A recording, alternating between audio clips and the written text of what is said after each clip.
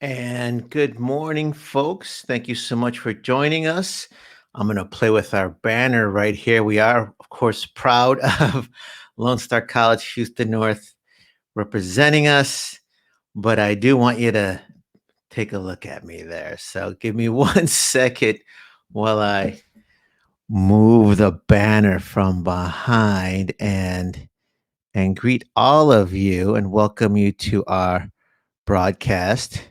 This will begin in just a few moments. You are tuning in to the House on Mango Street special broadcast brought to you in conjunction with the National Endowment for the Arts and also Lone Star College Houston North. I'm going to bring in a few folks who are helping today and give you a little bit of an overview. And as folks trickle in, I do want to remind you originally we had planned to hold this in person. And of course, we had planned this as we thought, as most people thought, the COVID-19 epidemic was winding down. But as all of you know very well, that changed. So we had to move this in person live workshop to remote. So we've had to adapt quickly, and it's going to be a little different than it would have been in person.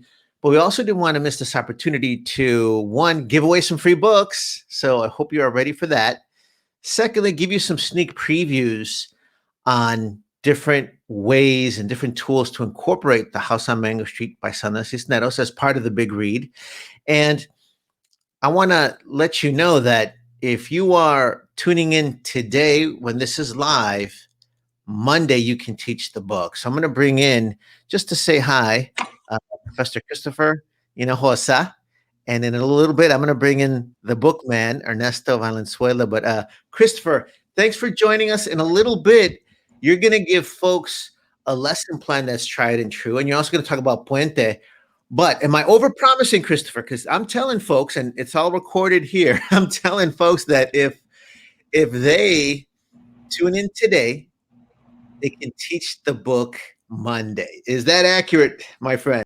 That is completely accurate. And if not the whole book, they'll be ready to see how we approach at least teaching a small section of the book in ways that embraces certain approaches that we at Houston North and in the Puente program in particular espouse, ways that help our students feel like active participants in their own learning, and ways that support a breadth of authors and literatures and things that, again, are inclusive and broad and embrace that kind of cultural relevance that we're all looking for.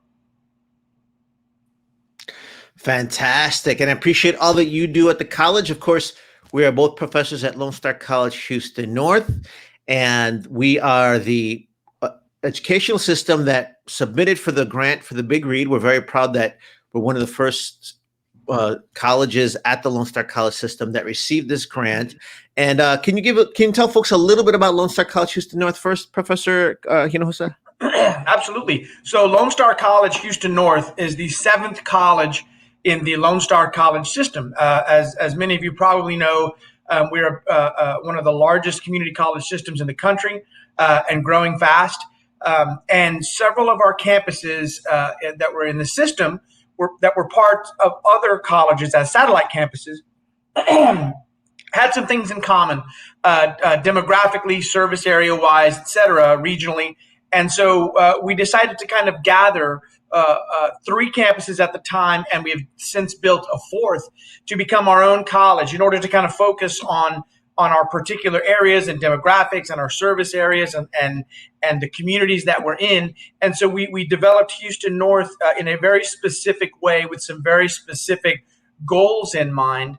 And we've incorporated some innovative innovative approaches and programs. For example, we decided to go all 8-week sessions. So instead of taking, say, 4 college classes over 16 weeks, you take 2 classes in 8 weeks and complete them. And then you take 2 classes the following 8 weeks. Now, instead of meeting every other day, you meet every day. So the contact hours are the same, but you're getting 2 full college courses under your belt in 8 weeks. and then you can move on to the next one, right? And studies show that students who gather college hours and college credits are more likely to continue. So this allows students to begin engaging in their or moving toward their educational goals more rapidly. It allows things. It allows for a quicker accumulation of credits, time wise, right? Not contact hour wise, but in terms of strict time. We also incorporated mentoring. So every first time in college student at Lone Star College Houston North gets a mentor to help guide them through the processes of college. It can be tricky, and so many students are first generation students, first time in college students, and having someone to kind of turn to is helpful. We're also embracing other aspects like the Puente project, which I'm the chair of, which is a program out of UC Berkeley. I'll talk a little bit more about that later, but to embrace things like cultural relevance and cultural capital that students come to class with, to make students feel a part of a community, not just in terms of classmates, but making them feel like they belong in an academic setting, in an academic community, right? We've got wraparound services. We've got a care center where students can come get food or dry goods or cleaning products or things they may need. We've got block scheduling, so you can decide if you want to come to college in the morning, in the afternoon, in the evening, or even weekend college. And if you can be consistent and you select that time block, if you go part time, we can still get you your degree or your 60 hours within 3 years. If you go full time, it can be 2 years. So we're embracing different kinds of strategies, and some of the things we're doing include things like this, reaching out for this kind of a grant to involve the community in this big read with this amazing book by Sandra Cisneros that I think a lot of people have heard of, if not already read. And so to be a part of this is exciting for all of us. So looking forward to the discussion today, and thanks for having me, and thanks for being a part of it, Tony. No, by all means, really appreciate all that you do. And again, get a good look at his face because in a little bit, he's going to help you take the house on Mango Street into the classroom. Appreciate it. We'll get you back in one moment. And right now, I know folks are texting me and saying, how do I get those free books? So I want to get, let's call him the book man. His name is Ernesto Valenzuela. And he's going to come back in the middle of the program to give you a survey, but I wanted him to introduce himself, but also tell us exactly which books you're going to get possibly for tuning in today, and how one teacher might walk away with a classroom set. Ernesto, good morning. Thank you for joining us. Thanks for all that you do for the college. And how can folks get free copies of the House on Mango Street and a possible classroom set? Hi, good morning, everyone. First of all, I want to say give special thanks to the National Endowment for awarding us, Lone Star College Houston North, this grant. This grant is to bring diversity and awareness and bring more of a cultural difference to so we could provide the book, The House on Mango Street, to everyone out there. We were the only college in Texas to be awarded this grant for this year. So an easy way to get this book is that we have it in all of our four library locations here at Houston North. You are welcome to stop by and pick one up. It is the Greenspoint location, the Victory location, the Fairbanks, and the Faubourg location. We're also going to be reaching out to you just to make sure you come and pick up any of our books. But I also want to invite you. We have a special event for this upcoming Friday, October 29th, which is Dia de los Muertos, which is remembering, it's Day of the Dead, which remember our loved ones that have passed away. It's a free event at our Faubourg location. We're also going to be having books available. So there's many ways where you could have a copy of this book. So we're here to assist you, to support you. Don't forget this event, October 29th, is at our Faubourg location. We're also going to have free food. Tacos are going to be available. So make sure to come by, get a free book, and also enjoy an evening with us. We have a special preview that we're going to be showing that day. We're actually going to be showing the movie Coco. It is one of my personal favorites. So, what a good day to come and enjoy a movie, grab a book, and enjoy an evening with us. So these are many ways you could come and have the book.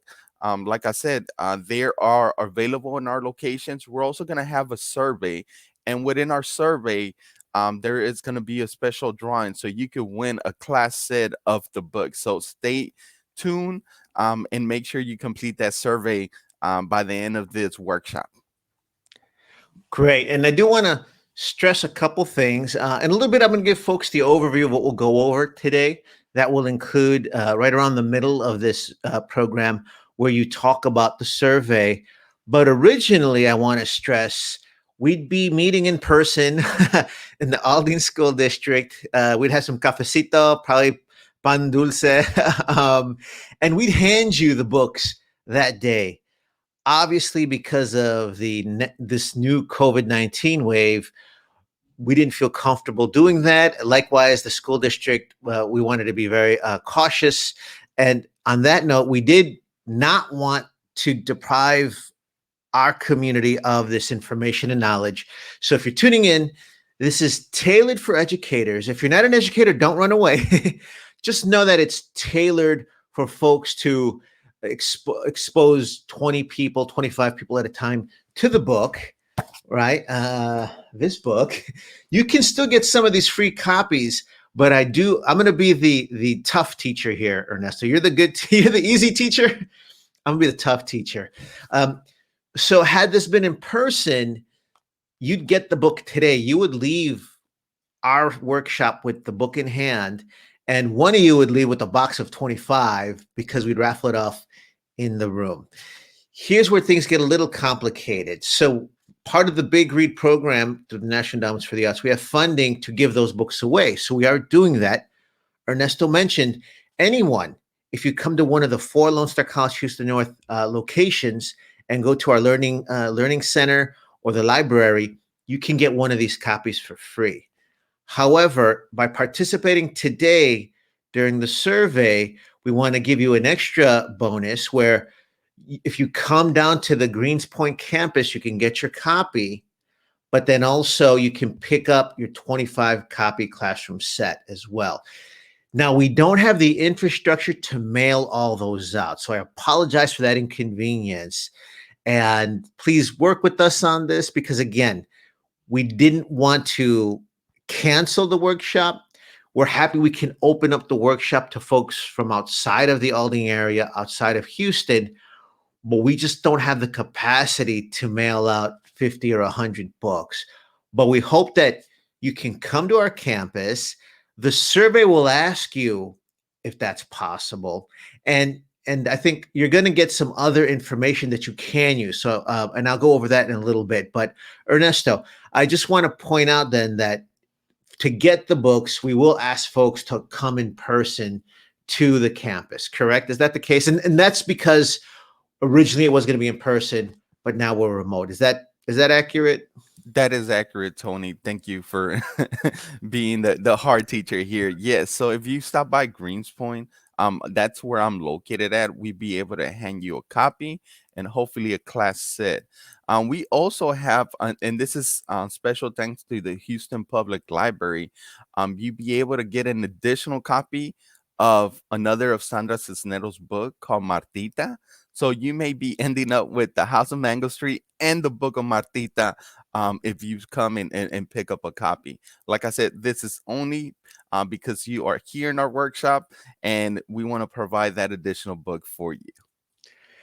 He just sweetened the deal. So our partners are the Houston Public Library. We also have other partners at the Alley Theater. I'm going to tell you about some events coming up because you're part of this. Not only can you wind up with 27 free books, you just sweetened the deal. So our partners, Houston Public Library, they're adding copies of Martita for you. So not only might you wind up with 2 free books, up to 27 free books, but we're also going to tell you how you can be part of a remote virtual visit with Sandra Cisneros.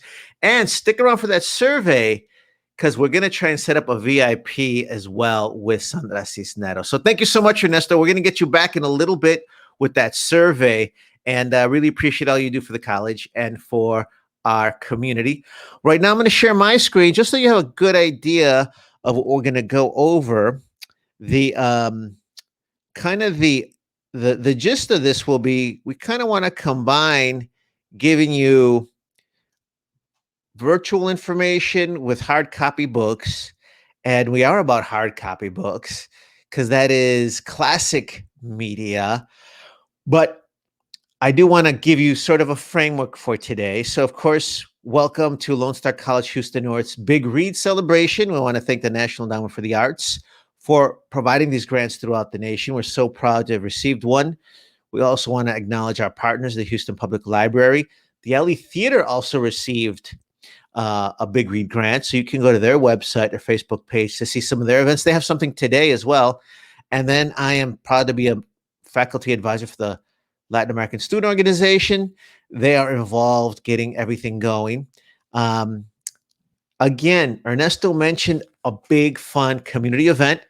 That's going to be Friday, October 29th, 7 p.m. to 9:30. It's our Dia de los Muertos block party and drive-in. You also have a chance to visit our newest campus, Lone Star College, Houston North, Fallbrook. Beautiful campus, just opened. There's a lot of great departments there. So, for example, you can actually study gaming there. Their computer lab is amazing because it's built for gaming. On top of it, if you want to study logistics, not only will you get some of the leading instruction in the city, if not Texas, if not the nation, you're also going to have a chance hands-on to work logistics by helping to do the logistics for our food pantries. Christopher mentioned some of the things that we're about. We're about also feeding our students and our community. You can actually get college credit for doing that as well. That day, we're going to have some ofrendas, which, as you know, are a big part of the Dia de los Muertos observations. There'll be some food, of course, free food, and a screening of Disney's Cocos. Guess what? More free books. So today, you might wind up with 27 books. That day, if you want to show up with some of your students, your family members, community members, attend, and there'll be more free books just for showing up there. You're also going to get a sneak preview today of our special 1-hour special on Nuestra Palabra, Latino Writers Having Their Say on the House on Mango Street. I'm going to share some readings today where you get to hear Sandra Cisneros directly, part of our multimedia component, but that will broadcast on Tuesday, November 2nd, 11 a.m. on 90.1 FM, KPFT. You can also listen on live stream at kpft.org, and that will be archived at nuestrapalabra.org. Here's some more big news. Monday, November 8th at 7 p.m., it's Sandra Cisneros Day in Houston, Texas. So make sure to celebrate that. Make sure you got your copies by then. And we're happy to team up with the LE Theater for an evening with Sandra Cisneros. It is virtual. By the way, we were planning to have that in person, but again, because of this new COVID-19 wave, we had to switch to virtual. But she is visiting us. She'll be speaking directly to us. And if you stick around for our survey, we're going to try and set you up with a one-on-one remote VIP session. I don't want to promise we can do that, but we're looking into that. And we do need you to fill out the survey at the middle of the show to get registered for your free copies, to know how to pick them up. But also, even if you're outside of Houston, to be involved with that special VIP session as well. And I'm Tony Diaz. I'm a professor in the English department. I also teach Mexican American Studies. We also have from the English department, Professor Christopher Hinojosa. You just met Ernesto Valenzuela, your book man. And we have a couple links here. We're going to hear a reading in a little bit from Sandra Cisneros. Again, this will be on the Nuestra Palabra 1-hour special. And this is actually from one of the excerpts in the book, the vignette called Velorio. And then we're also going to watch on YouTube a special reading that Sandra Cisneros did at the Guadalupe Cultural Arts Center in San Antonio to help fundraise and support the Libro Traficante Caravan. If we have time, we're going to talk about how in 2012, Arizona officials banned Mexican American Studies. And one of the books on that brilliant curriculum was The House on Mango Street. So we'll talk a little bit more about that, but you get to hear her read an excerpt from one of the vignettes in The House on Mango Street, and we'll talk a little bit more about that. We got plenty of resources for you as well. I want to let you know that if you want to find out about local leaders in Houston, you can go to latinxicons.org. This is a project I was able to create through a special grant through the Houston Arts Alliance and the city of Houston. Did it in conjunction with KUHF. And there we have different leaders. Johnny Mata, special profile, special interview. Dr. Dorothy Karam, special profile, special interview, and a lesson plan. And then also KUHF did a special interview profile on Judge Lina Hidalgo. And also we have a tribute to the late Macario Ramirez, who is a dear mentor and friend of mine. And then also in a little bit, I am going to give you a sneak preview of the teacher's guide that I was happy to write for the National Endowments for the Arts. And of course, if you're tuning in, this is not to insult your intelligence. I know some of you are master teachers. You can teach us a thing or two or five about implementing different books in the classroom. What we want to do is give you even more tools, get your feedback as well. But more than anything, we know that we want to inspire each other. If you're good at implementing this in the classroom, we need you to get some parents to the campus. If you're good at that, we need you to get into maybe some family's household and begin their family library with this book. If you're good at that, maybe your family is the one that invites some of the tios, the tias, the yernos, sobrinos over. And we promise you, just bringing the book out and reading one vignette will start a conversation going. That's what the teacher's guide is about. We also have a reader's guide. And then finally, we also want to say, yes, we are educators. I'm also a writer. I'm also a community organizer. Together, we have to be community organizers and get this hand in the books of all our community members any way possible. If they wind up with this book in their hands after November 8th, after the Sandra Cisneros reading, that's still vital because we have all this information to share with them. They don't have to feel as if they've been left out of the conversation or there's anything missing. The whole movement is based on this book. That's enough. I can be laborious and go over the details because I got my friend Professor Christopher Hinojosa, who's going to thrill you with some information that he has. I'm going to let him introduce what he's talking about while I share the screen because he's got a special handout that he wants to share. So, Christopher, I'm going to let you set up your discussion as I set up your handout. Okay, great. So what I've got you looking at, Tony, is just the one sheet, the one excerpt from the story that we're going to use today in our little discussion, our kind of sample mini lesson plan here. So you don't need to share it now, but So what we're going to do today is read an excerpt from the House on Mango Street. So if you have this book. If you have this book available in front of you, it's going to be on page 10, at least in this edition. So in this edition, it's on page 10, and it's the chapter or the short vignette called "My Name," and we'll be using that in just a little bit, right? So. Briefly, again, I talked a little bit about Houston North, talked a little bit about Puente, and I want to talk a little bit more about Puente to kind of share what we're doing, but also how this book dovetails with exactly the kind of thing we try to do in our classrooms and at the college. So Puente is a project out of UC Berkeley, and two community college professors discovered that their Latino students at the time were not being as successful as they should be, and even when they were not transferring to the next step in their educational process, which would be a four-year university, right? And so it just so happened that the college they were teaching at was a majority minority institution, and it just so happened that the majority minority there was Latino. The program itself is really geared towards any first time in college student, right?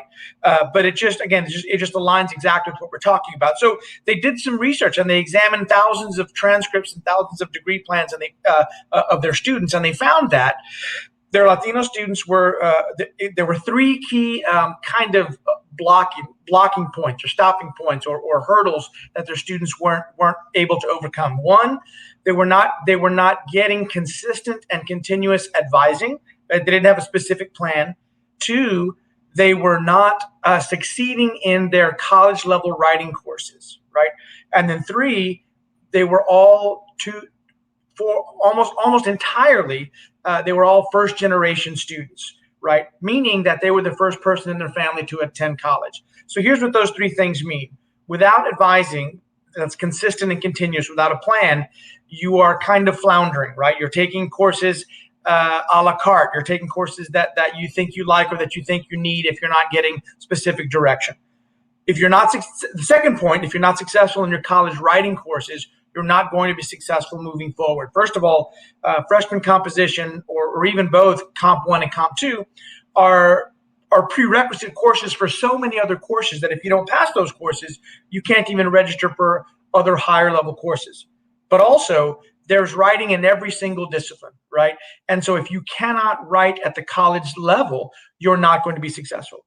Thirdly, with them being first generation students, they didn't have a resource to rely on at home in terms of getting advice, getting information about where to register, how to register, financial aid. And so Puente initially sought to address these 3 elements, right?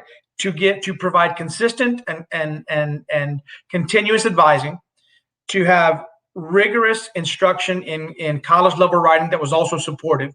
And then 3, to provide their students with mentors, with people who can be that guide. And as I mentioned earlier, talking about Houston North, mentoring was part of our model from the beginning. And we are a majority minority institution with a large number of underrepresented groups that aren't getting their fair shake at higher education. And so we want to provide that. And Puente is a vital part of what we are doing at Houston North. And it's actually one of Dr. Wright's presidential priorities for the upcoming academic year. So we're looking forward to really establishing Puente moving forward. The things that Puente provides for its students is a sense of community, right? A sense of belonging. Students register for Puente sections, and they are in a cohort paired course. So they're in 2 courses at the same time, English and EDUC, freshman comp, and their learning frameworks course or their college success course, right? So those students are in the same 2 classes together. So they have classmates in common for 2 classes, right? We use small learning groups, and these things together, the cohort pairs and the small groups, allow them to kind of build a sense of camaraderie, a sense of community, a sense of responsibility and accountability to and for each other, and gives them that sense of belonging. And that's really key. When students feel like they have relationships and that they belong to a community, they're more likely to be successful and to remain in school. Also, we really espouse culturally relevant and culturally responsive teaching. And again, that's really exactly what we're doing here. But culturally responsive, culturally relevant teaching is using aspects of the student's own cultural and lived experiences in the educational classroom, right?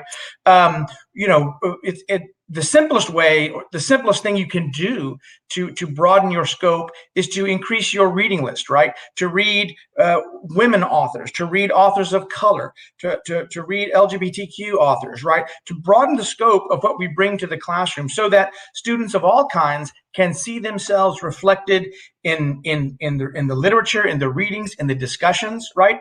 But also that aligns with the cultural capital model, right? There used to be a model of education that was called the deficit model, where you come to class and you're an empty vessel and we're going to fill you with all the knowledge you don't have. Well, with the cultural capital model, you acknowledge that students come to class with a whole set of lived experiences, right? They bring things to class. And if we can tap into that, not only will it be relevant and meaningful to them, but they will also see themselves as valuable participants in the educational process, right? Students have all kinds of lived experiences. They may be multilingual, right? They speak more than one language. Some of them may come from other countries. They have economic experiences of all kinds, having to work and save and do these kinds of things. They have large families at times. That they may live with more than one generation in their household. And so all of these things are things you can bring in terms of readings, in terms of discussions, in terms of what they write about. And so they're writing about things that are meaningful to them, things they recognize, things about themselves. And again, It creates some interest and some investment, and it values them, right? Lara Rendon's validation theory also supports this notion of making sure they know that they are bringing something to the table here. And then with Puente also, Puente is all about the mentoring, providing that extra assistance in terms of being able to answer questions, being a resource to your students. We also have Noche de Familia. We want to include the family. If you can get families on board, right? They can be the biggest supporters. I've more than once in my teaching career, and I've been teaching for over 20 years. I've had students say, "Well, my mom wants me to drop out so I can work and help out, pay some bills," and that makes total sense if no one in the family has gone to college before. But if you can get the family involved and show them, here's the earning differential between a high school graduate and a college graduate. By the way, for males, it's almost $900,000, about almost $1 million over the course of your lifetime. And you can show them what education brings to the family, right? The family will get on board, and then they can be the biggest supporters of the students. So we'd like to encourage family participation and involvement through our family nights, our Noche de Familia. And then Puente also does university visits. We take students to local universities and ones maybe not so local. We try to venture out as much as possible so that they can see where they want to go, where they want to then move their educational track, right? Puente does, after all, mean bridge. And what we're trying to do is get students to cross that bridge from where they are now to where they want to be. So that's kind of Puente in a nutshell. And so without further ado, I want to talk about the kinds of things we could do using the Sandra House on Mango Street as the example, right? So again, if you've got your book, this is on page 10, and it's the excerpt, the vignette called "My Name," right? So, Tony, I'm going to ask you if I'm not sure if the chat function is available, but if I'm going to read this out loud, and what I would do in the classroom is have somebody read it, right? And you could do a popcorn reading. Have one student read the first paragraph, second student read the second paragraph, whatever, right? So we have students read the paragraphs. Then we have students as they're listening, right? And normally they'd have a copy. Even if you have a Xerox copy of this one sheet, that's fine. But what we will do, and what I want us to do here is, I'm going to read this out loud, and I'll read it slowly. I want you to listen and follow. If you've got it, follow along, and you can underline in your book.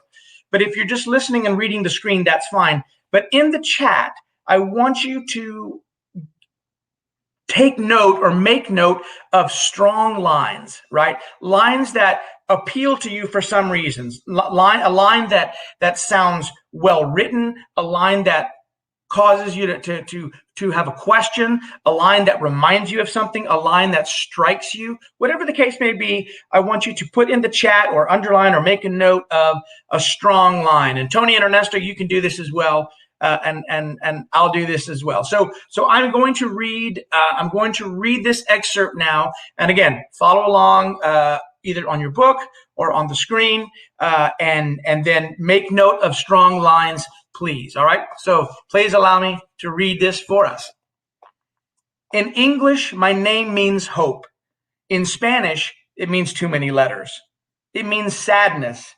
It means waiting. It is like the number 9. A muddy color.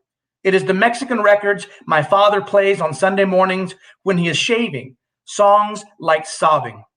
It was my great-grandmother's name, and now it is mine. She was a horsewoman too, born like me in the Chinese year of the horse, which is supposed to be bad luck if you're born female. But I think this is the Chinese lie, because the Chinese, like the Mexicans, don't like their women strong. My great-grandmother, I would have liked to have known her, a wild horse of a woman, so wild she wouldn't marry, until my great-grandfather threw a sack over her head and carried her off, just like that, as if she were a fancy chandelier. That's the way he did it. And the story goes, she never forgave him. She looked out the window her whole life, the way so many women sit, their sadness on an elbow. I wonder if she made the best with what she got, or was she sorry because she couldn't be all the things she wanted to be? Esperanza. I have inherited her name, but I don't want to inherit her place by the window. At school, they say my name funny, as if the syllables were made out of tin and hurt the roof of your mouth. But in Spanish, My name is made out of a softer something, like silver, not quite as thick as sister's name, Magdalena, which is uglier than mine. Magdalena, who at least can come home and become nanny, but I am always Esperanza. I would like to baptize myself under a new name, a name more like the real me, the one nobody sees. Esperanza as Lisandra or Maritza or ZZ the X. Yes, something like ZZ the X will do. Great. Again, reading that again, at times I get chills with the words, and then also remembering things we've talked about in the past, or things people have said about this. Just a great excerpt. So I'd like to hear some of the strong lines. And again, in the classroom, you ask students to read out their strong lines, and you allow them to say, simply read out the strong lines, and then you say, thank you, right? Without commenting on the lines yet. There's no need to defend or to explain, simply pointing out, again, the strong lines. So I can't see the chat, but Tony, if you've got any, or if you've got a strong line, I'd love to hear it. Sure, I'm going to jump in. So I will be checking the comments. So folks, if you want to share your favorite line with Professor Hinojosa, he might be giving you extra credit. He's a tough grader if you don't. But I will be checking the comments that people leave on Facebook underneath, and I can post some that come up. But one of my favorite lines is that last line. What is it? She'd like to be... ZZ the X will do. Now I know you're telling us, hey, just hear their lines, let the students participate. But I wouldn't mind hearing what your thoughts are on that last line, ZZ the X, and I'm going to take a look at the what folks post. Sure. ZZ the X again. And there are so many points to where this aligns with the kind of thing we're talking about, right? First of all, the title of the piece is My Name, and it's always nice to focus on to think about names in literature, as I tell my students, right? Remember, this book didn't fall out of the sky. Names are chosen. The author chose names specifically, and the title of this vignette is My Name. The focus on name and identity, right? And we become so intertwined with our name that we don't think of ourselves as human being with a label, right? I am Christopher, right? You become your name. And so names are important, and all that is implied in this title and this examination of her own name, right? And so when she gets to that last bit, Tony, as you're talking about something like ZZDX, something strong, like the real her she feels, right? And to me, a strong line, I would like to baptize myself, right? That idea that she should get to choose, right? And so in the classroom, you let students, again, talk about strong lines, right? And so once they read their strong, oh, thank you, another strong line, good, I like that line, strong, right? Nice. And after people have talked about, Bernadette, I would like to baptize myself with a new name, right? I'm able to see Tony sharing some of the chats, right? As you can see, that's exactly right. That notion, and so students will point out strong lines, right? And then we can talk a little bit about strong lines. Well, why did you like that? Why did you like that? You know what? Let's take a few minutes. And now I want students to do a 3 or 4 minute quick write on why the strong line struck you. And you get them thinking about it, right? And so, for example, you get a line like what Bernadette pointed out, what I pointed out as well, right? I'd like to baptize myself under a new name. There are so many implications, right? And I've had plenty of students point out this line as well. And they realize, yeah, this chance to label yourself, right? This time this chance to name yourself, to give yourself a name, a title that you feel represents you, right? And as different groups in our society and in our country at large get labeled by other people, right? That chance to get to label yourself is empowering, right? And here we have a woman, a girl, right, saying, I want to baptize myself with a strong name that represents the real me. And again, it's an individual moment, but by extension, it relates to our students being labeled by other people, being named, us as a group, whatever. And so there's plenty to talk about, plenty for them to write about, right? And then I gotta jump in because I can't resist. You're having too much fun, Christopher. You're having too much fun. The other thing I'd love to add as well is that having interviewed Sandra Cisneros, and we're going to share some of the excerpts from the interview on the Nuestra Palabra radio show that I mentioned. I'll remind you of the air date again. She mentioned that the titles were super important for her as she wrote the work, the first lines and the last lines. And you ZZ the X, that was one of the last lines. But also you mentioned, I think a lot of students will now pay attention. What does it even mean to baptize? Where does that come from? If they have that Catholic background, that's all there. But we got to stop. We got to stop. Too much fun. And by the way, hey, I want to remind folks, this is what I think school is. All of our young should think school is engaging, cool, and fun. And I think every educator loves that moment where you got to say, I'm sorry, class is over. Y'all got to go. Yeah. And they don't want to leave. But hey, Bernadette, I tell you what, Bernadette had another comment. I want to give her a shout out because she had another comment. And I'm going to tell you this, Bernadette, I'm not sure where you're at. Maybe you can tell us in the comments if you're in Houston, outside of Houston. I'm going to make sure you get your book. I don't care if you're in Pennsylvania. I will mail the book to you myself because you're interacting with us. You're pointing out some great lines. And even though she doesn't have a book, she said, I don't have the book. But what I can remember from the read aloud, because she's picking it up, the line, like the Mexicans, they don't like their women strong. Dang. Right. And, I want to point out a couple things. There are so many moments here, even in just these strong lines, where you can pick things to talk about. So this can be a couple of days, right? Or you can do it differently one semester to another, right? Where I transition, after they write a little bit about the strong line that they liked, right? And they kind of explain it, you have them read their little excerpt, and then, and this is the big reveal, right? The most fun thing for me is we say, okay, now get out a clean sheet of paper. We're going to do a 5-minute or a 7-minute free writing on your name, right? And then students get to write just free association. They're writing just about themselves, but they're writing about their own name after having thought about this excerpt and things like naming and things like labels and things like naming yourself. And so all of a sudden, not only are they relating this reading that's by a woman, that's by a person of color, to the classroom and to themselves, now they're bringing something of themselves into the classroom and into the writing assignment. So write about your name, and then they can write about whatever they want, how they like their name, how they don't like their name, how they got their name. And by the way, when we participated with the national office in terms of trainings and learning some of these strategies, we all did this same thing. And I remember thinking about my name and remembering things I had forgotten, like my name was a compromise. My dad wanted Christopher. My mom was like, I'll give you the first name, but the middle name is my father's name. So these negotiations that had nothing to do with me, and all of a sudden it's my name, right? So students then get to write about their own name.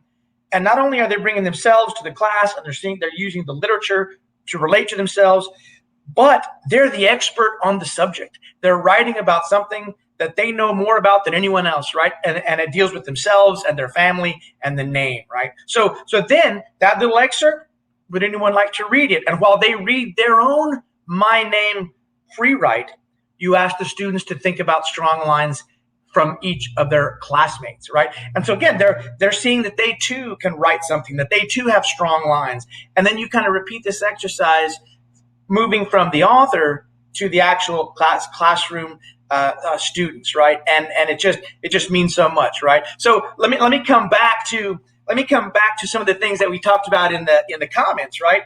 I would like to baptize myself. Tony, you hit the nail on the head there, right? This idea of baptism and this idea of something being important. And wait, I can baptize myself in some kind of way, giving students agency, right? Realizing that at some point you get to make some of these decisions. And if you want to become ZZDX, something powerful, you can do that. By the way, I'm sure there's no accident that ZZDX makes you think of Malcolm, right? And that choice of I'm going to pick my identity, not your identity for me, right? And so there's all kinds of things in there. I want to circle back to something else I said about cultural capital and students learning that the fact that they may speak more than one language is something they can use, right? So let's look at her name. Her name is Esperanza, right? And she says it. In English, my name means hope. In Spanish, it means too many letters. So frequently in class, I'll use this as a moment to talk about language and translation, right? And I'll say, okay, Esperanza, what is that? Or I'll ask them, what's the word for hope in Spanish? Esperanza. It's widely accepted. Esperanza means hope. And in English, the word hope tends to be this positive thing. Have hope, be hopeful, right? It has this positivity connected to it, right? But then I ask students, okay, but the word for hope in Spanish is esperanza, right? Yes. Okay. What's the root word of esperanza? And many times, most of my classes will have students who can speak Spanish, and the root word of esperanza is espera, which means wait.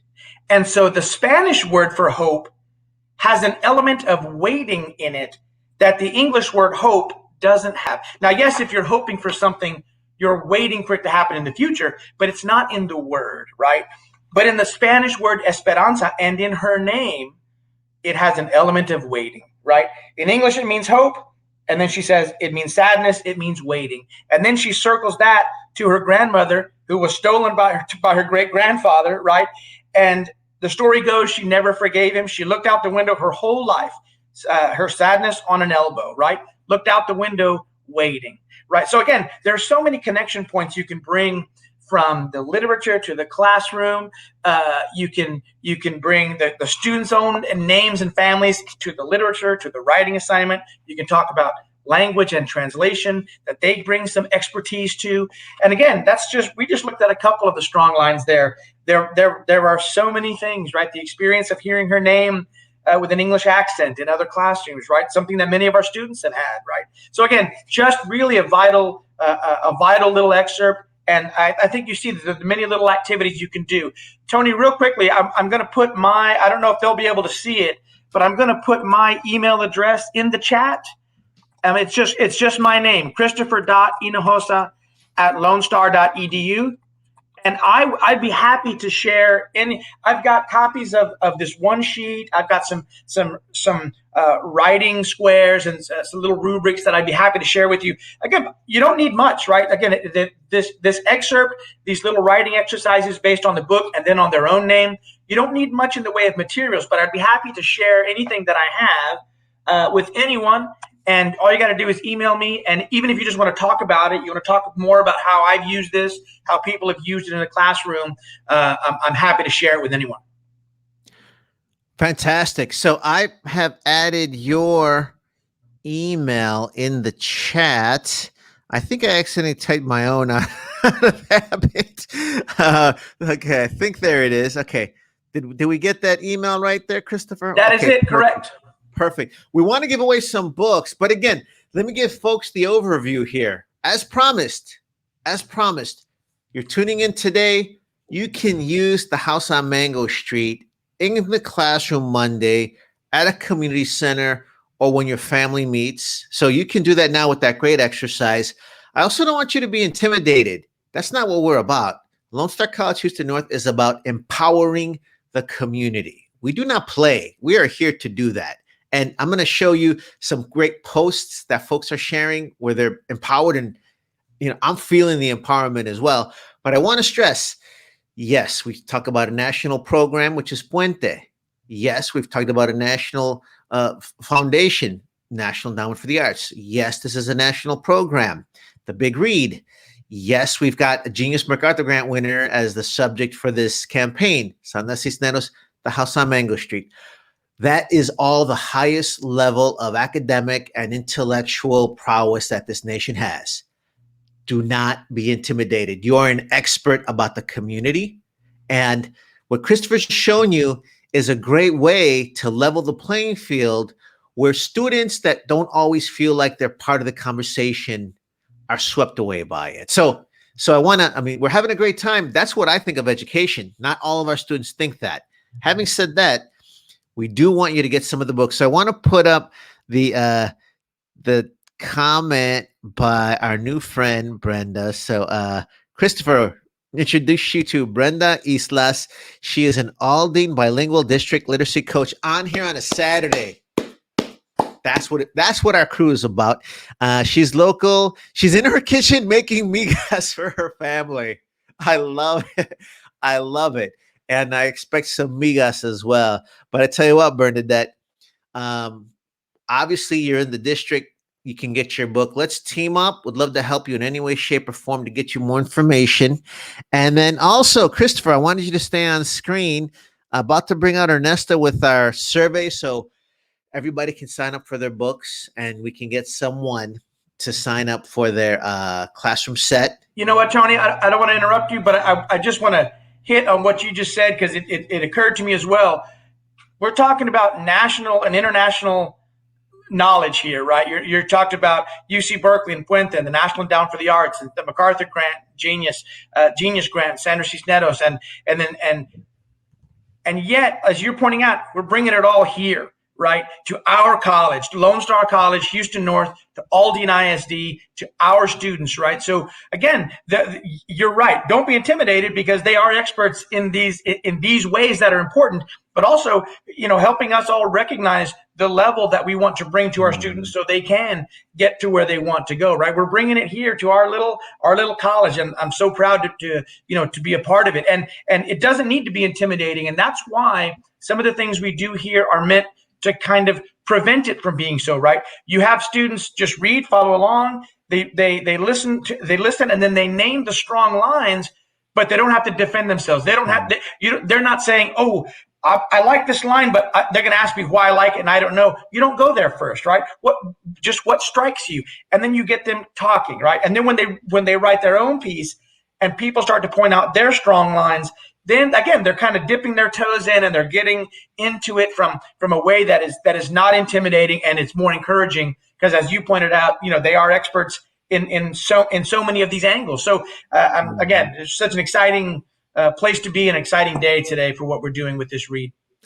I'm glad you brought it up. I do want to get to two comments that touched my heart, but I have to say this as well. As an educator, I'm always trying to learn. So you've helped me remember that. And also, this is also very useful for, we're teaching this differently than if it was a room full of 50 master teachers, but these are very advanced techniques anyway that you already know in the community. And I bring that up because you may be the person that adds this book to someone's family library. Maybe you're the person that brings it to your LULAC meeting and gets everyone to talk about it. But here's something key, in that for someone from our community to get this book in their hands, a little later, if we have time, there are forces at work that want to keep this book from the hands of our community. Arizona legislators banned the book. So think about that. So this book has to get into the hands of our community, which all of us are pulling together to do. They need to crack it open, not be intimidated. So kind of like what you were saying, Christopher, the fact that that community member, that loved one, that friend, that student is identifying a line that speaks to them is huge in and of itself. It does not need context. That is creating, pushing the intellectual in that person. So I'm glad you're reminding us of that, because that's useful in the classroom, but it's also useful in the household or the community center. You may want to add to that, but I do want to get to the comments. Christopher, I don't know if you want to add to that, if you want to get to our heartwarming comments. I think you hit the nail on the head. That's exactly right. And as they get more comfortable, they get stronger with their discussion. So it's great. Yeah, this comment just amazing. Anyway, yeah, I read it out. Read the comment out loud to us, Christopher, because it happened while you were reading. Maria Abrego, I'm watching the broadcast on my living room TV. Daughter, a third grader, walks in and tells me, "Hey, Mom, I already read this book. My heart is full." She explains Esperanza's name and the meaning. Again, that people in the community, people across the country reading this book already, a third grader. Again, I get chills thinking about it. I really do. It's amazing. Man, that's beautiful. You're a third grader on the same level as Professor Hinojosa, and we are all richer and greater for it. You know what? I cannot resist talking more about this. I just wanted to get to the next one. We have two more wonderful comments, but I need to say this, Christopher. I'm going to be honest. I was a little heartbroken that we weren't going to do this in person. For many reasons, and I think people can relate to that. But, these interactions with, Bernadette making the migas and Maria's daughter walking in, we would not have had those exchanges without this virtual component. So, everything works for a reason, and only art can save us. I want to get to our next comment. Julie Pujocarel, dear friend of Nuestra Palabra. I am watching the broadcast sitting in my peaceful backyard. That's awesome as well. It's a blessing to see a program like this. Oh my goodness. Thank you so much. She is involved with Conversando a través de la poesía, conversing through poetry. Excellent program. I love the work you all do for the community. Thank you so much. Likewise, Julie. And again, if we were in the classroom, she would be in her backyards. And David Contreras, who does a lot for the community, especially for history, after being suggested to read The House on Mango Street for the past 20 years by Russ and Leslie, I finally read it at the age of 70. I was actually incredible, so profound, but yes, but unembellished and real. Christopher, we had the third grader, and now we have David Contreras, who's 70. By the way, his children, Leslie Contreras is his daughter, who was the outgoing Houston Poet Laureate, not too shabby, and Russell Contreras, a nationally published author for Axios. So there is some literature going on in the house. I was going to point that out too, because I've had students who said, "Oh, I read this in the 8th grade, or I read it in my sophomore in high school class, or I read it in another college class." Don't be fooled, right? The book is a lot of it is from the eyes of a young person, right? And it don't confuse simplicity with a lack of depth, right? It's easy to read. It's short little vignettes, short little chapters, right? But each one of them is impactful, and you can read it as a third grader and talk about linguistics. You're talking about translation and what Esperanza means, right? And then you can come back and read it when you're 70 and find different things in it, right? So there's a breadth that this book has, a breadth and a depth, right? And you can talk about it at any level. So it's just a perfect book for us to have selected for the big read, right? And so there's Ernesto popped up. So happy for the work he's done. I do want to give a shout out to Mark Barnes, our former director of library services, who was the real catalyst behind this, and he really pushed for this grant. And we were all three of us were on that committee with him, with some other great people. Dr. Sheldon Moss, who I know he's on here as well. We really got behind this grant. Mark Barnes deserves a lot of this credit for bringing this book, and it was such a great selection for all these exact reasons you're talking about. It's just so applicable in so many ways and so usable and accessible. It's easy to get into and talk about in ways that make for meaningful lessons and conversations. So fantastic. No, great. And we'll be thinking other folks as well. Let's talk books. Let's give away some books, Ernesto. People are saying, how do I get my hands on the books? Someone's like, I want to walk away with 27 copies of these works. I've posted the survey you're alluding to, so take it away. Hi. So please look at the chat. There's a survey that was listed there. That survey would give us your information. It also provides us to get your contact information. One of the things is I love the comments. I love what everybody's saying. We may be able to drop some books off if it's local. So I wanted to first just point out, make sure to complete the survey. It is very easy. Put in your information, and then we would ask you if you're interested in the copy. So please fill it out. Once it's completed, we would follow up with you so we could arrange a pickup date. So don't leave without completing the survey, because that will be your opportunity to get the books. Great. And just to go over a little bit of housekeeping, the gist of this will be to get the books. It's easier for us for you to come pick them up, probably at Lone Star College, Houston North's Greens Point location. Tell folks where that's located, because it's actually pretty convenient to get to. And I think your mic is off, but right off of Beltway 8. So it's literally you get off right there. Additionally, the classroom set will be available there. And I tell you what, folks are commenting. I do want to, we're willing to bend over backwards. Ernesto mentioned willing to bend over backwards a little bit, but you do need to fill out the survey to help us give you the books. If you're not from Houston, please do fill out the survey additionally, because we are going to try and set up a special sneak preview session with Sandra Cisneros, and then we also want to remind you that on October 29th, we're having a big in-person festival outdoors. You can pick up your books there. So if you just want to come and have some great food, see some ofrendas, understand a little more about the Dead customs, maybe watch Disney's Coco, you can also get more free books there as well. And then, of course, do not forget that with our friends at the Alley Theater on November 8th, special Facebook virtual event with Sandra Cisneros. Ernesto, did I miss any details? No, thank you, Tony. We are located right off Bellwood 8 and right across from Greenspoint Mall. So our physical address is 250 North Sam Houston Parkway, Houston, Texas 77060. Feel free, like I said, contact. I'm gonna provide my email address. If you have any questions, you could contact me directly.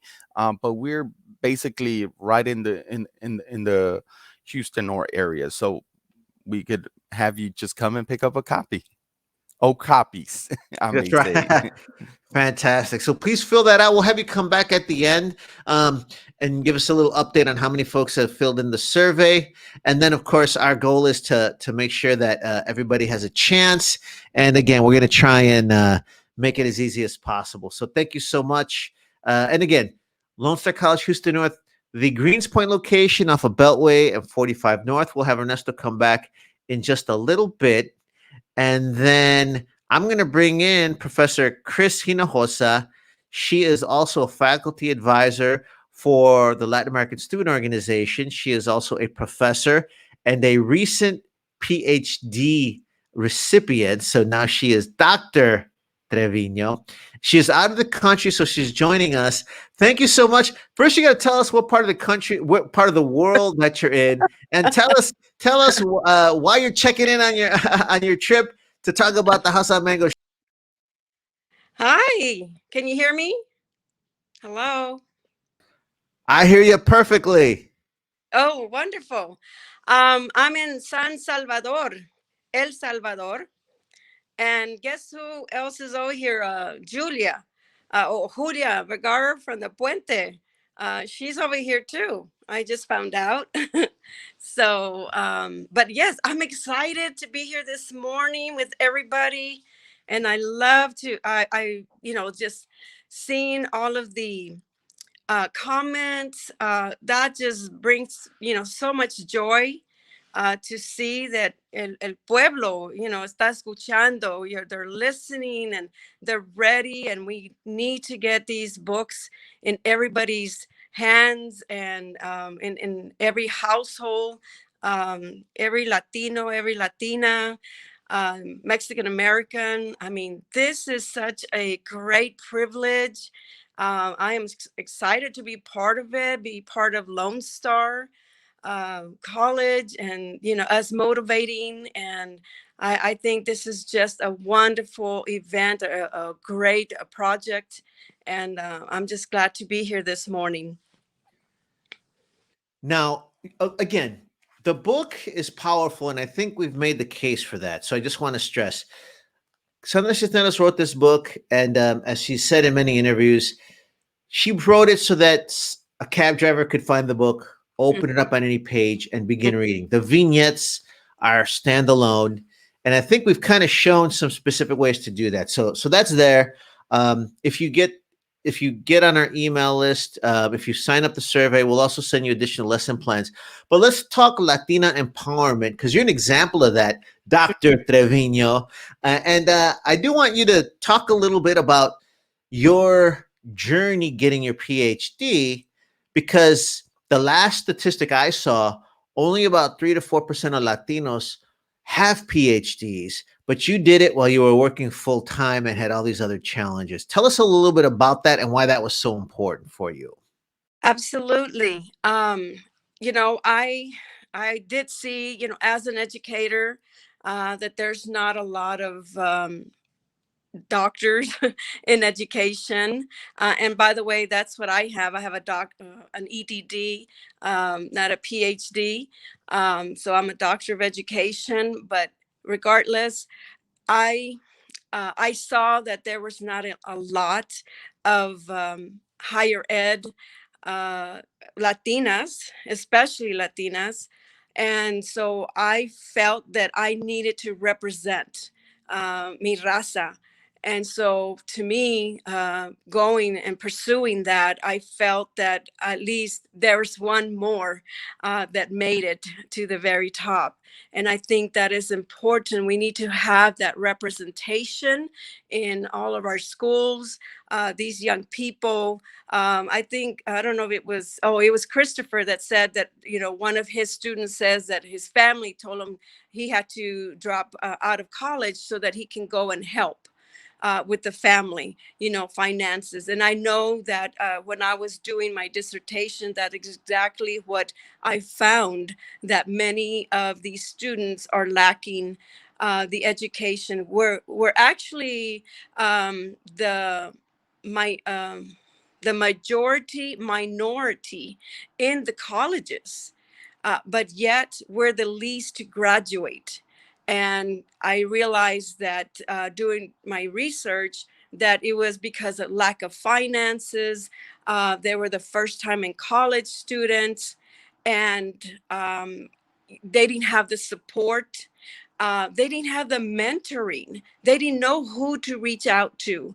And so that is why this is so important for us to be doing that, to be those mentors, to come, ahead of them and show them, okay, look, I had these struggles, but it's there's so many support systems out there, and Lone Star is one of those colleges that I am so proud to be a part of, and we're helping them.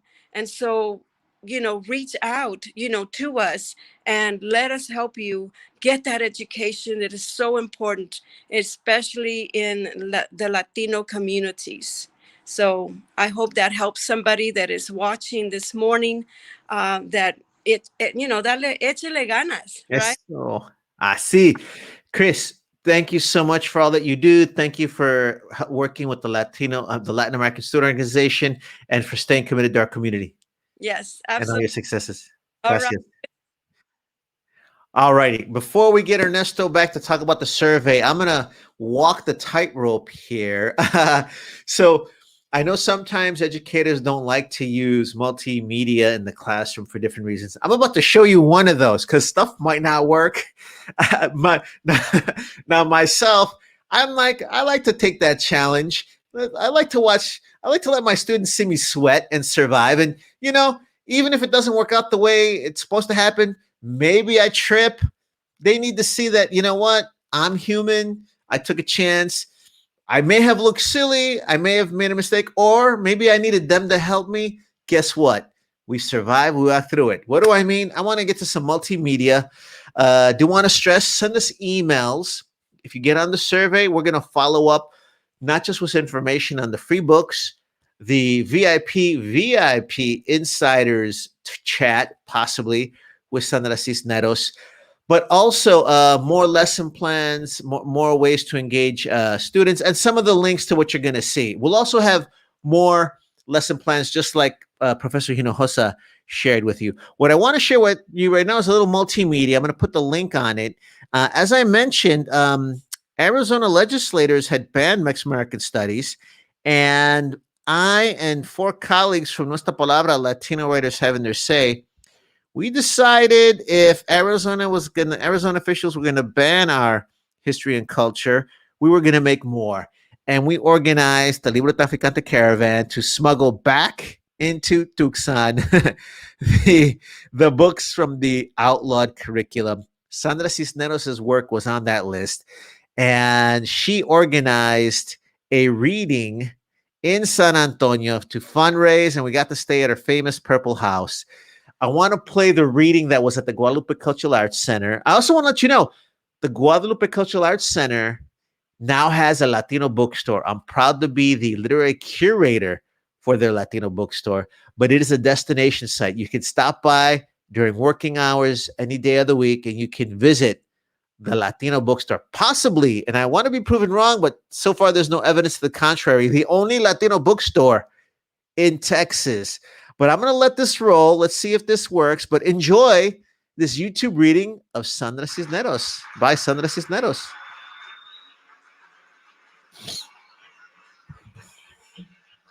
Thank you very much, Javier. This next woman, her book came across my desk while I was in the Dean of Academics office, because I was failing almost all of my classes and had C's and D's and everything. And my academic dean actually gave me her book.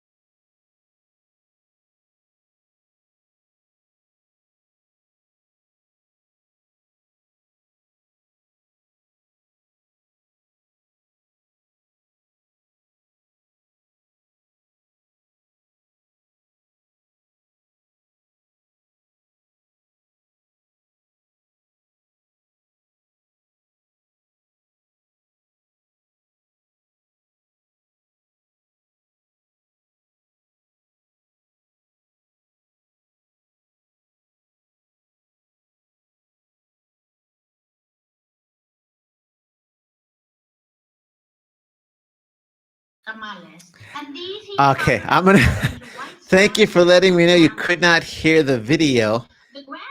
And I'm going to shut it off. So give me 1 second here. And then in a little bit, I'm going to call up an old school paper document. And give me 1 second. So you got to watch me sweat. And thank you. Let's see. I appreciate it. Maria was like, we can't hear it. Appreciate it. También, Brittany, can't hear. Thank you so much. Bernadette, you guys let me know that you could not hear it. That was very helpful. I tell you what, I'm going to go to the paper now. And like I say, this is why some folks do not like to use multimedia in the classroom. I do like to watch my students, let my students watch me sweat. And guess what? I survived. And I've got people like you watching that have my back. So that means a lot to me. I'm gonna bring in Christopher for 2 seconds while I search for my paper guide here. I'm gonna bring up some documents with some lesson information there. Christopher, that's the fun of multimedia. Hey, live and learn. Listen, we're all this whole year and a half, 2 years. We're all getting there. I think I just within the last month started to remember to unmute myself. So we're all going along, getting along. I no problem. Fantastic. I appreciate that. What I will do is I will include in the chat a link to that video in a little bit. And then I will also try to play the, there's also a link to a radio interview to El Velorio. We probably won't be able to get that on there. Obviously, I have to do a sort of connection with my share button, but I can share an old-fashioned hard copy document. So I'm going to do that right now. So there is a vignette called "The Three Sisters" in the book. I don't know if you remember that. I'm putting Christopher on the spot. I don't know if you remember that one. It's the three sisters who talk to Esperanza, and one of them says something to the effect that they know that she will go far. But what's interesting is that section always caught my attention, and having interviewed Sandra, it was actually based on a poem that she wrote. So this is a little more complex way to engage students, because you're going to talk about, of course, her work as a novel or a collection of short stories or vignettes. So that's a whole wonderful subject. But now you can talk about Sandra as a poet. And there's actually a radio broadcast at the Library of Congress that I'm going to share on our radio show. If you sign up, if you complete the survey, I'll make sure you get a link to that. But it's a poem called Velorio. And the link is Sandra reading Velorio out loud. But I want to share this with you. Poems become short stories, become poems. El Velorio and the Three Sisters. In her introduction to the 25th anniversary edition of the House on Mango Street, and that's what you'll be receiving. That's what we're going off of. Sandra Cisneros tells the reader, or sometimes all I've got is a first sentence. One example is, they came with the wind that blows in August.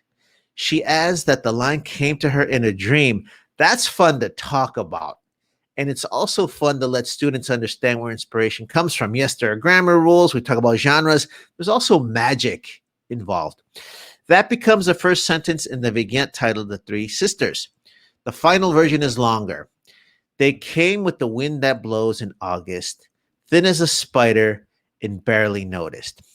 The title haunted her. It contains so much powerful imagery, ranging from the muses of Greek mythology to the fates, to the curanderas of Mexican folklore and Mexican folklore. In the book, these three women are treated and act differently than any other women in the book. They also cross over into more of Cisneros' work. This particular vignette also epitomizes the power of the titles. So there's a whole other area to talk about. And kind of like Professor Hinojosa gave you a writing prompt earlier, you could just take the titles, write them all out on pieces of paper, and either before you introduce students to a vignette, a section of the book, have them write about it, and then see what they wrote and compare it to what is in the House on Mango Street. And the role titles play in harnessing the energy, form, and themes of the work in a unique manner. This vignette also goes one step further in that there's a version of the work that's also a poem. Interviewing Sandra Cisneros, she discussed at length that vignette was powerful in prose and poetry form. The poetry version is titled Velorio and appears in her collection, My Wicked, Wicked Way. So there's another book by Sandra Cisneros that you can bring into the classroom. So now you'll have prose, you'll have poetry, and what's really great is here you have a poetic version of a prose version. And how are they similar? The pieces overlap as far as the situation, the tone, the reverence, and dealing with the afterlife. However, both pieces are also unique as they exist in their perspective forms and in their perspective works. Both pieces deal with the death of a child and Mexican and Mexican funeral customs. These will seem familiar to some readers, especially at our with our constituency. However, they're also looked at through a unique point of view of a poetic persona and the also powerful first-person point of view that is the protagonist of the House on Mango Street, Esperanza Cordero. Comparing both also sheds lights on the powerful skills of Cisneros as a poet and prose writer, as they are by no means redundant. Now, some of the multimedia components I do want to give a shout out. We'll have the radio show broadcast. We're going to share a link. It's a reading from April 8th, 1986 in the Coolidge Auditorium of the Library of Congress in Washington, D.C. Features an evening of Chicano poetry, and I want to give these writers a shout out. Of course, Chicana poet Sandra Cisneros, also Lorna Di Cervantes, Alberto Rios, Luis Omar Salinas, and then you hear Sandra read that section. I do want to talk to Chris about it. I am not brave enough to try and play that out loud, but let me bring Chris in here. I'm going to stop sharing my screen. So what are some ways do you think that teachers can bring in maybe using that piece other of Sandra's works? Because she's pretty much written in every form. Martita, you're going to get that book. That's children's book. Have you seen Maria's children's book? She has essays, poems. She's hit like every genre possible. You know, you're talking, and all of a sudden, I started scrambling to find some more papers that I had around. First thing, as soon as you said, I want to look at this, she talks about the three sisters, and she said, that one, Christopher, and that the thing that popped into my head, the ones that come like the wind, come with the wind, and then that was the line she talked about, right, from her poem, that they come like the wind, and that vignette, the three sisters. By the way, it's on page 103. They come after a death. They come for a funeral. But in this vignette, in this episode, Esperanza, from the My Name episode, talks to the three old ladies, and in one section, the cat-eyed old lady calls her over, and she says, "What's your name?" The cat one asked. "Esperanza," I said. "Esperanza," the old blue-veined one repeated in a high, thin voice. Esperanza, a good name. And so all of a sudden, towards the end of the book, she gets this reinforcement from the elders in her family, right? About, you know what? Esperanza, a good name. And both of those things are repeated twice, both the name and the good bit about it, right? But then there's something else they say at the end of this vignette. Another one of the three old ladies, the three sisters, calls her over, and she whispers in her ear, she tells her, "When you leave, you must remember to always come back," she said. "What?" "When you leave, you must remember to come back for the others. A circle, understand? You will always be Esperanza. You will always be Mango Street. You can't erase what you know. You can't forget who you are. You must remember to come back." And it's this idea of the circle, right? And the idea of coming back and helping others. And I'm going to get to your question about the multimedia because I was scrambling to find something, but I just wanted to hit, it's, again, these things, like you said, these things work out in these interesting ways. That particular vignette circles back to her name. She gets some reinforcement that it's a good name, and she has to remember to come back when she'd been thinking about leaving and wishing to leave. And, at Puente, we have a logo, and it's an arch. It's an orange bridge, right? I think you can see it at the top here. This orange arch, the bridge of Puente, right? Well, it just so happens they are redesigning the logo, and it's going to have two bridges. It's going to have two arches, right? It's going to have one bridging to the future and another bridge coming back. The idea that you come back to your place, to your community, to help the people around you, just as we were all helped, right? So again, these things are great. I love the connections. But so to answer your question, Tony, talking about multimedia, yes, there are so many great. I mean, it's an embarrassment of riches, really, on YouTube or on our bibliographies, things we have access to on the internet now. There's so much we can find with authors reading things, with reenactments. Again, like the Alley Theater is going to do bits of vignettes, performative wise. But even in the classroom, you can do old school multimedia things, right? You linked this back to her Sandra Cisneros' use of lines and how a poem can become a story and those things. And that's what made me scramble for some of my material. There's a poem that she wrote that is in that same collection, and it's the title poem, right? My Wicked, Wicked Ways. You can see it here, right? And this poem is her description of a photograph, right? It says, "This is my father. See, he is young. He looks like Errol Flynn. He's wearing a hat that tips over one eye, a suit that fits him good, and baggy pants. He is also wearing those awful shoes, the two-toned ones my mother hates. Here's my mother. She's not crying. She can't look into the lens because the sun is bright." So she's describing a photograph. But what we've done with this poem is we take this poem and we have students read it. Strong lines. What sticks out? What do you think they're describing? What's the photograph, right? Then we have students bring one of their family photographs. They bring a photograph, either a portrait or just a candid shot, or at a family outing or on a trip, anything they want, right? They bring a picture of their family or of themselves, something that means something, and we do a gallery walk, and students walk from picture to picture, right? And there's a little sheet by each photograph, and they make a comment, great outfit. Oh, where was this? Everyone looks happy, or everyone looks interested, whatever the case may be. And then that turns into a writing assignment, and you can write about the photograph or the moment, or you can turn the photograph into a poem. Different things using the old school media of photography. And by the way, the photograph can be a hard copy. It could be a digital photograph on a phone, anything.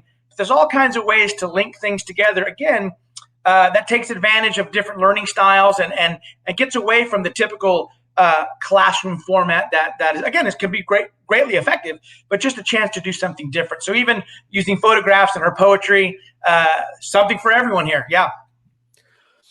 That's fantastic. And we are winding down. We're going to have Ernesto come out and give folks one last appeal to fill out the survey. And another great tactic to use in the classroom. I want to bring in one more topic, and I'd be happy to email this to folks if you fill out the survey. And this is one of the other issues that comes up in the book, not directly. I do want to spend 1 minute on talking about the brilliance of the book. It's very straightforward, and it can fool people into thinking that it's a simple book. Yes, it's simple poetry, but very profound. It talks about immigration issues, sexual harassment issues, talks about identity. One thing I'll mention before I talk about immigration, what I am really fascinated by is that we know that Sandra Cisneros is a Chicana writer. We know that the protagonist is Latina, but she doesn't really self-identify as that in the book. But without a doubt, this is an authentically Latinx, Chicana, Latino, Mexican-American book. And I think that's part of the universal aspect of it, because she's searching throughout the book for her self-identity. But we can't talk about that. I do want to bring in one other issue. Of course, the issue of the day is immigration. And this is one write-up that I have about immigration in the book, because it is brought up very subtly. Esperanza is Mexican-American. There's a vignette where a brazier is referred to, which is a derogatory term, not that derogatory, but used during the bracero era and guest workers. Esperanza refers to some of her neighbors as Puerto Rican, which is a whole other they have a whole entirely different relationship to immigration in Puerto Rico.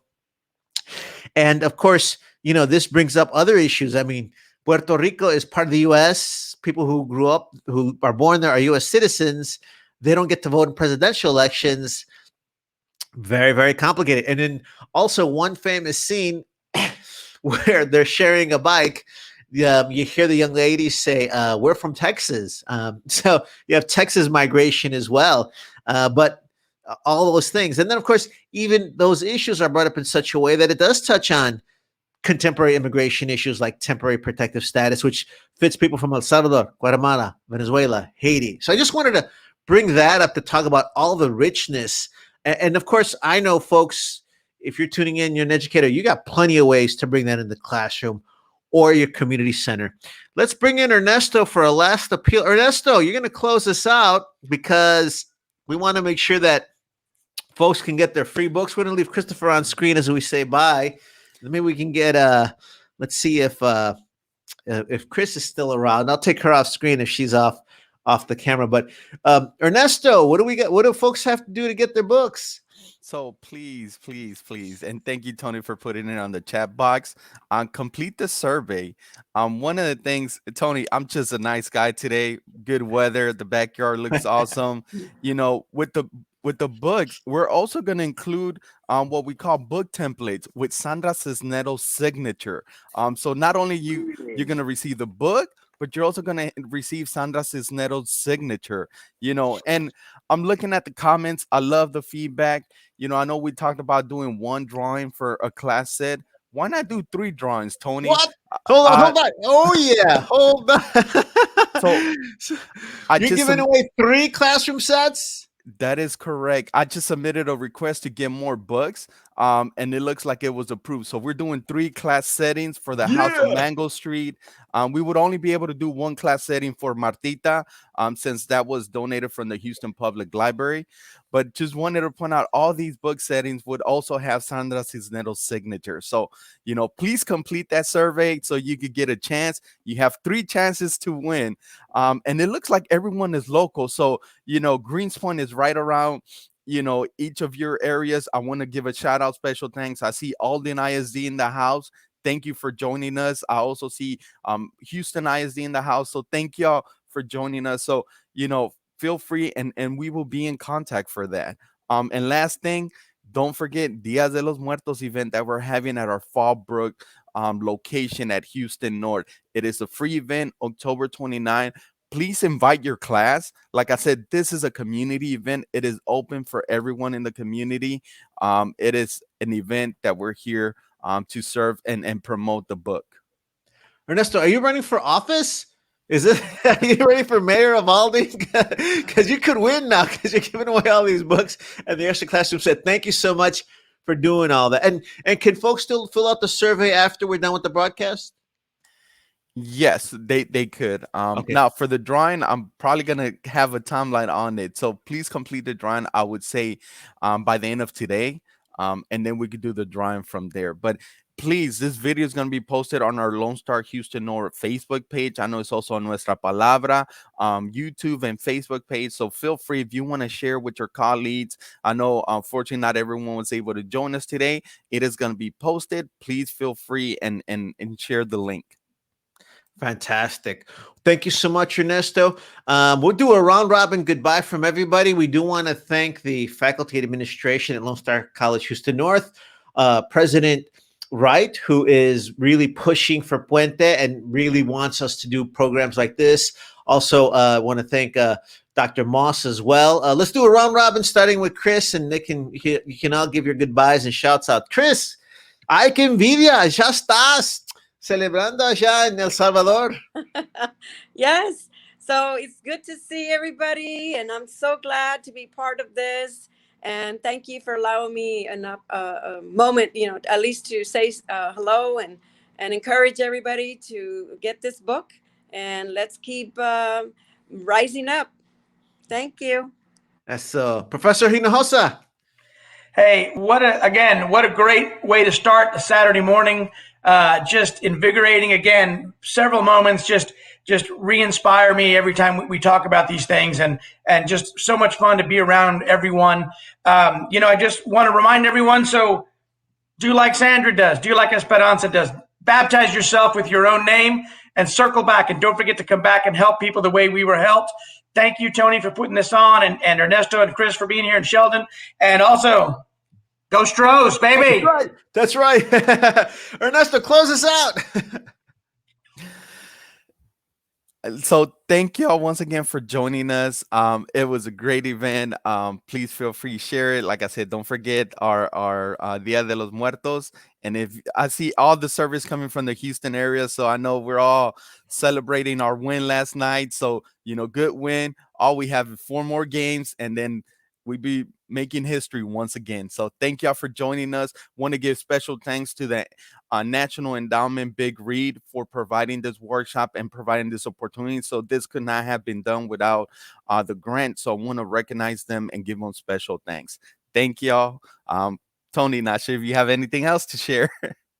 Tony, one last thing. If anyone wants to contact us, don't forget, reach out to our email address, christopher.hinojosa@lonestar.edu, or you can just reach out to Tony, or even just get in touch with Lone Star Houston North. They know how to find us. But if we can provide you anything, don't hesitate to reach out. Fantastic. Thank you, everyone. Have a great Saturday. And remember, only art can save us. Bye.